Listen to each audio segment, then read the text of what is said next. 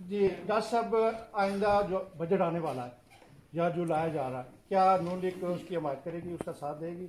देखिए, बजट का नहीं होता, हम आवाम का साथ देते हैं और आवाम के लिए जो अच्छी चीज़ होगी उसको सपोर्ट करेंगे। मैं कहा है कि अगर ये हुकूमत 18 महीने से हमसे बेहतर डिलीवर करती, मैं पहला बंदा होता, मेरी पार्टी होती, मेरा लीडर मियां नवाज शरीफ उसको, मियां शहबाज शरीफ उसको एक्नॉलेज करते उसको। लेकिन मुझे अब छोड़ें, मेरी लीडरशिप को भी छोड़ें। आप आम बंदे से पूछना, मीडिया के हैं कि लोग क्या कह रहे हैं। वो कहते हैं हमने वोट भी दिया है लेकिन अब बददुआएं देते हैं और कहते हैं खुदा का खौफ। और आपके रिश्तेदार होंगे जी, उधर पूछें कि उनकी हालत क्या है आजकल। पाकिस्तान में इस वक्त महंगाई का वो जोर है कि जो शायद ही पिछली कुछ दहाइयों में देखा गया हो।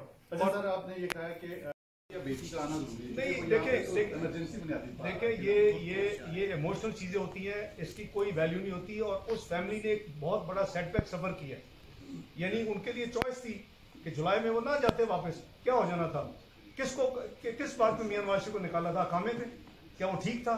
आप पाकिस्तानी अपने दिल पे हाथ रख के बताएं कि वो उनको घर भेजा गया, इट वाज अ कॉन्स्पिरेसी। और ये ग्रेटर कॉन्स्पिरेसी है। मैं कभी उस पे मैं कभी अपने व्यूज दूंगा, अपनी जो मेरे एनालिसिस है। लेकिन देखें जो हो गया, हम अब उस पे रोना धोने का फायदा नहीं है। We should move forward. मुल्क का ठीक करते, हम उसको इनको कॉम्प्लीमेंट करते, हम इनको है जी। मेरा सर्वाइकल का बड़ा सीरियस इशू है जी। मेरा 25 मेरी मेडिकल रिपोर्ट्स हैं। आपको ये मालूम होना चाहिए कि मेरे मुतल्लक जो केस है वो फ्रॉड है, मेलाफाइडी है और मलिशियस है।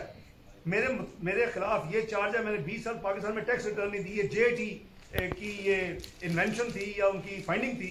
उस मेरा ख्याल है उसके रिवॉर्ड में आजकल जेटी के चेयरमैन डीजीएफआई ये बन गए हैं। जो पिछले ऑनेस्ट चेयरमैन थे, आपने सुना है और क्या कहा उन्होंने कि जी एक फोन मैं करता हूँ तो शहबाज शरीफ को पकड़ लेते हैं, मेरा बंदा फोन करता है तो एक्शन होता है। ये है हमारी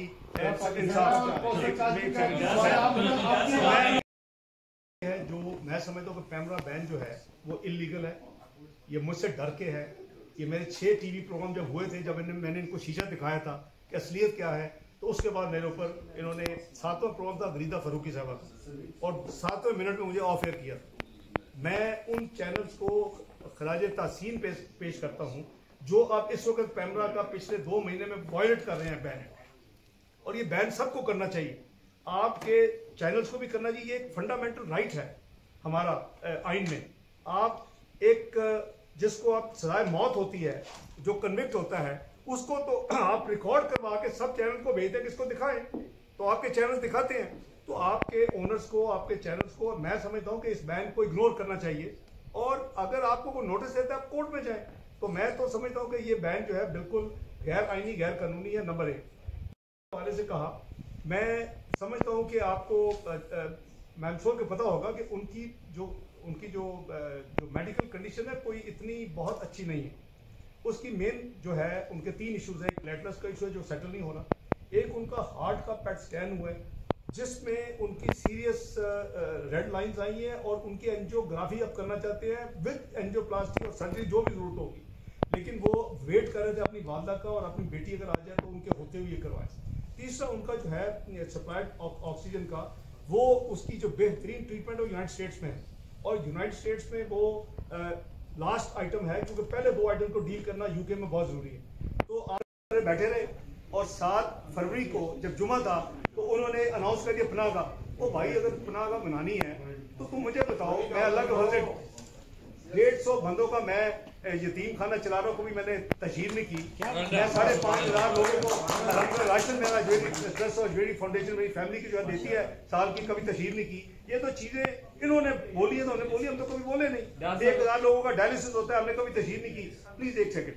और मैं ये करूँ कि कौसर साहब, अब ये जो इन्होंने तमाशा किया ना, ये मलाइन कर रहे हैं, ये घटियापन है, ये सियासत का यानी लोस्ट एक ये बिलो द बेल्ट हिट कर रहे हैं। और मैं लफ्ज यूज नहीं कर, मैंने इसलिए अनाउंस किया कौसर साहब कि मैं इन्होंने 40 बंदे मेरे घर में आ सकते हैं, क्योंकि आपके हमारे घर जो है वो जाहिर है कोई ड्राइंग रूम है, कोई डाइनिंग रूम, उसमें आप कितने बेड लगा सकते हैं। लेकिन मैंने ये कहा है कि मैंने जो हॉस्पिटल्स हैं उसमें मैं इंशाअल्लाह, उसमें जो उनके साथ अटेंडेंस लोग आते हैं और वरांडे में आपने देखा होगा बेचारे बैठे होते हैं, उनके पास जगह नहीं होती, रात को वहां सोते हैं जो देहातों से, उनके लिए 40 नहीं 400 लोगों के लिए इंशाल्लाह पनाह का 1 या 2 स्टॉल जहां बनेगी इंशाल्लाह